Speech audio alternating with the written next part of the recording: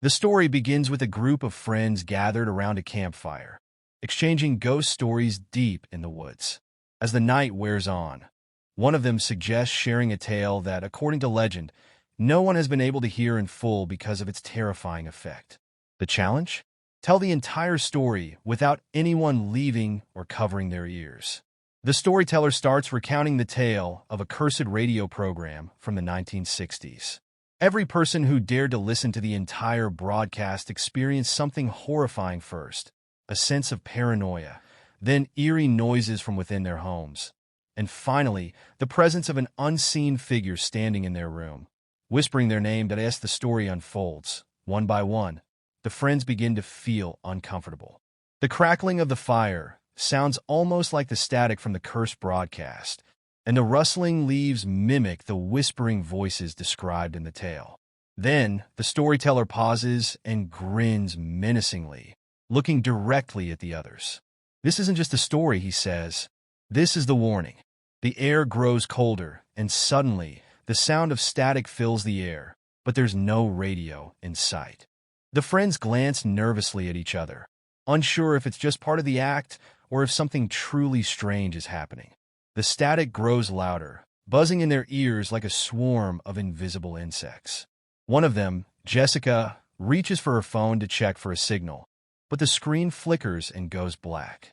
"What the hell is happening?" she whispers, her voice trembling. The storyteller remains silent, staring into the fire, his face half hidden in the shadows. The flames seem to dance in rhythm with the rising static, casting eerie shapes that twist and writhe like figures trying to break free from the darkness. Suddenly, the fire snaps, and a burst of embers shoot into the air. A chilling voice, low and distorted, echoes through the trees. "Do you hear me now?" The group freezes. It's not coming from any of them. Daniel, the bravest of the group, stands up abruptly, looking around the campsite. "This isn't funny anymore. Who's doing this?"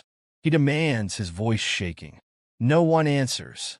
The static is now accompanied by faint whispers, too soft to make out but growing louder, as if moving closer. Then, from the shadows beyond the firelight, they hear footsteps, slow, deliberate, crunching on the dry leaves. Everyone turns in the direction of the sound, but there's nothing there, just the suffocating darkness pressing in on them. And then, out of nowhere, the voice speaks again, clearer this time. "You've heard too much."